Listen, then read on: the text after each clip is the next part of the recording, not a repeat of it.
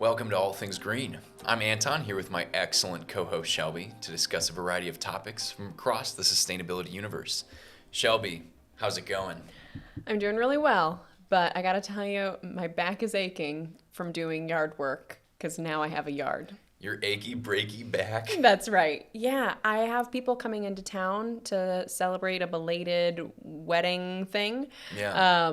And I wanted to weed my whole back porch. Porch? That's the wrong word for it. Patio, I guess. Back something. I don't really know the difference between patios, decks, and porches, so I've got a lot to learn. But we've got this like flat on the ground set of bricks that form a patio. And there were all sorts of weeds growing in between them. And so I'm sure you could use weed killer, but hey, I've got two hands. So I just spent about 4 hours with two guest weeders just pulling weeds. And I gotta tell you, my day-to-day work is very computer heavy. Like, you don't get to see a whole lot of physical change in the world from the work I do. And it was so satisfying to fill a gigantic bucket with weeds and actually see the difference of what it looked like before and after. Yeah. How's your yard? I mean, it's fine. The goldenrod is coming up. It's almost as tall as me now. That's pretty tall. It hasn't bloomed yet. Let's see. The puke weed, or also known as the blue lobelia, is flowering. So it's got a nice, pretty flower. The reason why they call it puke weed is because Native Americans would smoke it. But if you smoke like more than a gram, then you hurl. So. Wow. Yeah. I'd like to get a source on that. Yeah. Yeah. USDA is. They wrote a thing on it. So Okay, great. I'll give you the fact sheet. How are your trees, your fruit trees? They're good. They're getting taller and they look healthy. So. And you said we've got a few months to wait on pawpaws, right? Oh yeah, a few years. Years. Okay, great. Yeah. Years. They're little, itty bitty. What about you have persimmons? Persimmons, yeah, also a few years. That's okay. But yeah, they look healthy. They look good. So. I did finally get some kraut. So you've made good on promises. I guess Yeah. just in a few years I'll see you here for some persimmon and pawpaw. Yeah. Or you could just come down to the Pawpaw Festival in September and. All right, great. Well, Try I'll get my persimmons and pawpaw pawpaws. fix somewhere. So yeah, the backyard updates are really cool, but there's some really pressing things that I wanted to talk to you about. I'd love to hear about it. Yeah. Shelby, do you remember East Palestine, the whole train derailment? Yes. Way back in February. That was 6 months ago. Can you believe it? Yeah, it's hard to believe. That was before you and I even met, I think. Yeah. Yes. And since then, well, let me give you the crash course really quick for anybody who needs to kind of refresh their brain on the East Palestine. So a train was coming through East Palestine on a railroad, and the brakes were not inspected beforehand. And the train ended up catching fire and derailing, and a bunch of really highly toxic, like deadly chemicals called vinyl chloride spilled everywhere. And the way that it was decided to deal with this chemical spill was to blow it up. And after they blew it up, this really highly toxic chemical called vinyl chloride, when you blow it up, it turns into dioxin, which is another extremely toxic chemical that causes cancer. It causes birth defects in children, a bunch of other stuff. Like, this stuff will kill you, basically. So when you burn vinyl chloride, one of those outputs is dioxins. That's right. And it's like that's something I can breathe or drink in my water, or like, what is that? What's the experience of that? Yeah, so I guess the way is that you would ingest dioxin, you can breathe it, so it could be in the particulate matter or even just like in the dust. So that's one way, breathing it. You can drink it if your water source is contaminated with dioxins, whether that's a drinking well or like a municipal water source. These chemicals, they don't really biodegrade. It takes like at least 100 years for this to biodegrade. So we're talking cleanup scenario for East Palestine. Yeah. Third of all, your plants will uptake this. So your corn, your vegetables, your vegetable garden, even your cows grazing. There's been sources in, I don't exactly remember where, but there was a study actually done on a place that was infested with dioxins, and the cows grazed on all this grass that had dioxins in it. And they actually had to like ship out the milk from the cows as like toxic hazardous waste because it was just that toxic. Like, it's bad stuff. We can find a link to that and put it in the show notes for anyone who wants more info. That sounds terrible. Yeah. So in a nutshell, this East Palestine, the dioxins in East Palestine, they're still there. in the soils, in the air, potentially in their water source. And it's been 6 months since this incident. Recently, 2 independent soil tests have showed that there are thousands, tens of thousands of times higher dioxins than it's just a regular control, like soil in an area that is not close to the incident. So what you're saying is, like, maybe if I did a soil test of my backyard, there'd be trace amounts of something like a dioxin that occur somewhat naturally or have been, but here it's concentrated. It's clear that it is a direct result of this spill and burn and not just whatever comes naturally. Exactly. And that's really bad, because that's showing that people have been living with dioxins for the past 6 months, and there hasn't been any cleanup at all. And so people have actually been interviewed by Cleveland 19 News, by Newsweek, and they're saying I'm already like a 2-time cancer survivor, and like this is like giving me rashes like whenever I go like cut the grass or like just go garden or pull weeds or something. Children and elderly people and immunocompromised people, they are especially vulnerable to this highly toxic substance. It sounds scary. I can't imagine the idea of doing something that I'm used to doing, like gardening, weeding, whatever, and then having some kind of reaction and knowing that there's not effort going into cleaning up the cause of that. Right, and that's just it. Former EPA Administrator Judith Enck, she was pretty critical of the EPA's response. Like the fact that these independent soil tests have shown that there is a ton of dioxins, like a deadly amount of dioxins in East Palestine still, and these people in Appalachia, often pushed to the side, often poor, often not really talked about, they still haven't been given justice for the Norfolk Southern train derailment. So we probably could see the EPA maybe moving a little bit quicker, but also the federal government hopefully finding justice, bringing justice to East Palestine through Norfolk Southern paying for cleanups, paying for yearly screenings for these people. Like health screenings? Health screenings, yeah, like because people are surely going to get cancer from this long time exposure. This isn't a one-time exposure, this is day after day, cumulative. Yeah. So it sounds like you've got some big plans for working in your day-to-day life and doing some advocacy around the way that we can support the people who are going through this, the spill, this outbreak, this contamination. Yeah, it's pretty bad. And really the last thing I wanted to mention, there's really just not a lot of conversation about East Palestine. 6 months later, it just kind of like slowly petered off in the media. We haven't really heard about it a lot. There is some of the top law firms in the nation, they're helping file a class action lawsuit, which means a bunch of different stakeholders are coming together to sue Norfolk Southern because the way that they have leaned onto politicians through campaign contributions, the way that they helped influence the decision to even blow up the vinyl chloride in the first place, we're thinking that they're kind of in they're going to be in a hole after this lawsuit, I think. So we actually have some people close to the source kind of giving us a little bit of this information. I'm not allowed to tell who because they're under oath. But, sure. But I'm just happy that there are good people working in this in the environmental justice sphere and looking out for the communities in East Palestine. So yeah, just wanted to give us a quick update. I hope that they see justice. And that's all I got for you for my first segment, Shelby. All right, cool. Well, I want to move on to talking about something that's maybe a little more silly, but it does affect our everyday lives. I want to ask you about the weather today. How do you think the weather is today here in Northeast Ohio? I mean, it was like maybe a tad humid, but it wasn't like scorching hot either. This might be a weird question, but how do you know?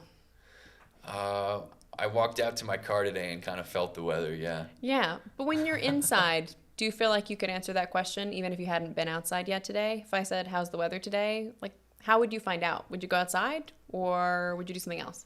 I would probably honestly just get dressed and go outside as is, kind of just like raw dog it, but yeah. Yeah. You are in the minority because according to some recent reporting from The Guardian, people are checking their weather apps more and more often. And it just made me think about how my behavior has changed in regards to how I gather information about my day. So we talk all the time about changing weather patterns related to climate change and talk about how hot it's getting. And it feels like it occupies a lot of my brain and probably yours thinking about climate. Yeah. But essentially this work from The Guardian is showing that we're seeing this in everybody. Everyone is checking their weather apps. Everyone but you, Anton, are checking their weather apps over and over during the day. And probably not everyone is doing that from the perspective of thinking about it like climate change.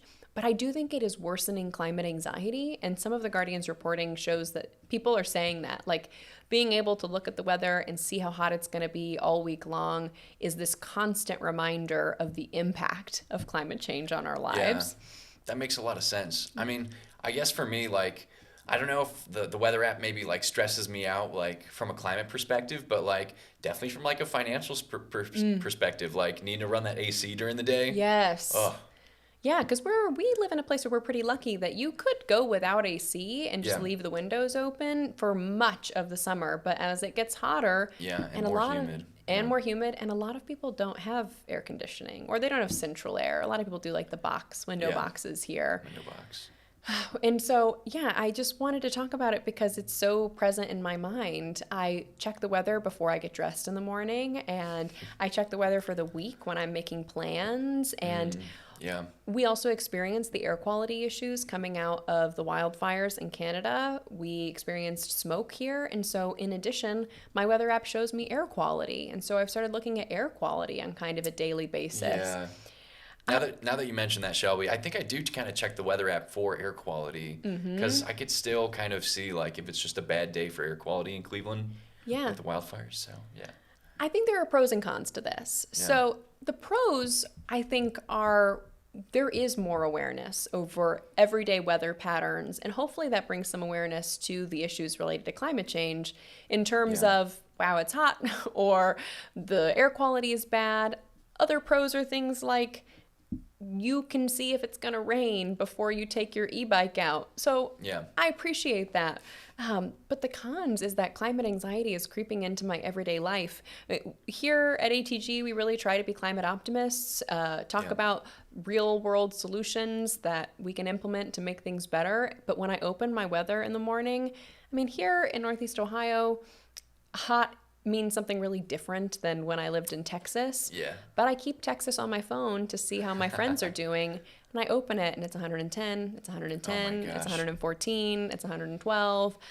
And I just end up thinking about it every day, at least once a day, even when I'm not preparing stories to talk about climate change. So I think maybe I'm going to start a diet of only looking at the weather like once in the morning to get dressed. And then if I have an outdoor event, and maybe that's it, because when I check it all day long, it doesn't make me feel great. Yeah, that sounds healthy to go on the phone diet.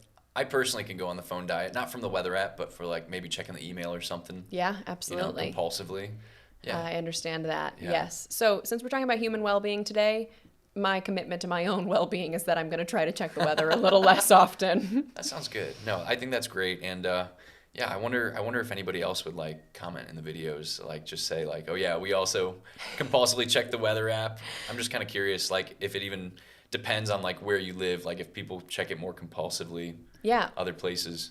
Or if you have one of those weather apps that's like funny, because I just use the one that comes with my phone. But there are weather apps that I think, like my little brother uses, that instead of saying, it's 102 degrees today, would just say like, it's really hot, don't go outside, or slightly more crass things that I won't repeat here. But I might check it more often too if I was expecting a joke.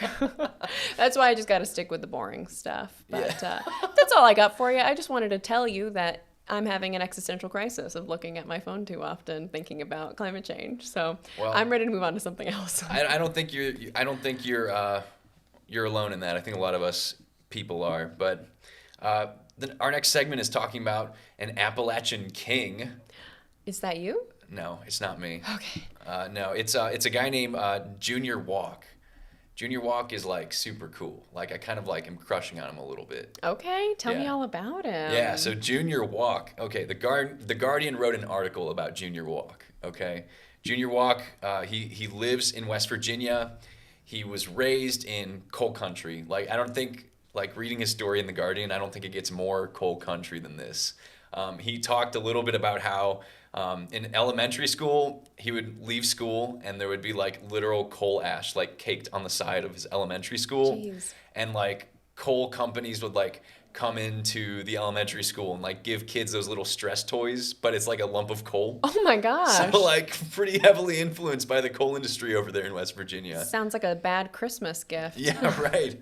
And as a West Virginian, as many West Virginians do, he ended up, just like his father and grandfather, he worked in the coal industry for some time. But he kind of started to realize, like, man, this dirty industry is killing my family. Like, his dad is sick currently.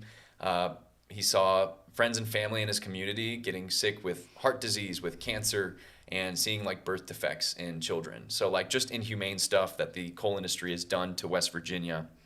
And what he's done to kind of answer the atrocities from the coal industry is he says, I'm going to dismantle the coal industry. This is my goal. I'm going to take a drone. So he takes like one of those drones. I'm sorry, I have to interrupt you because you just look so happy and it's just making me really happy. Well, Junior Walk's story is like life-giving. Like literally, I would honestly drop my job and like do something like this with Junior Walk. Oh, please don't. I really like doing this with you. Well, let me tell you about what he does. You might change your mind. You might be like, all right, go for it, Anton. This is your calling. Great. He takes like a drone, like one of those like 4 like fanned drones with the remote control. Yeah. And he'll like literally just fly it over coal plants, and he'll take pictures to see if there's any non-compliance. And so he looks for things like rivers turning black, because rivers turn black near coal industries. If there's like coal ash getting to the rivers, he'll look for like black sludge leaking into areas that they shouldn't be, like just off the site. He'll even look for like giant explosions of dust, like just plumes of smoke and debris, which I think also is regulated to an extent. Like you can't just have a giant cloud of smoke just blowing up, right? And something that I read that Walk is quoted in the Guardian article that I found really insightful was, in order to get anything new here, referring to new jobs, new industry, you've got to burn it down first, referring to the coal industry. So in order to get anything new here, we have to burn down the coal industry. And I thought that was really insightful because, like, I don't know, I haven't seen a lot of instances where we just see a manufacturer move into a place where there's current industry, whether it's fracking country or coal country, and they just do well there. Like, I think you got to start kind of peeling back, coal before you can actually get any substantial jobs outside of the coal industry. At least that's what it seems like. Or maybe there's just not a huge push to get clean industry. Well, I can imagine that if I were opening a business, I wouldn't want to open it somewhere where I would have to worry about my family, my employees' health because the coal industry is active there. So if what you're telling me is that being near a coal plant puts me at risk for cancer, heart disease, any of these other outcomes that you mentioned, then why would I, if I had a successful business, want to move it to coal country? So that makes a lot of sense, yeah. Walk has actually had like quite a bit of success being a thorn in the side of the coal industry. He's documented a lot of these instances of malfeasance, and he actually has gotten coal industries fined for the pictures that he's took. Good. Yeah, it's awesome. And although this won't be enough to shut down the industry, he's kind of like sticking it to the man. Even if this won't create maybe systemic change, he's still kind of going after it. And this is in spite of like the flack that he gets from like fellow West Virginians.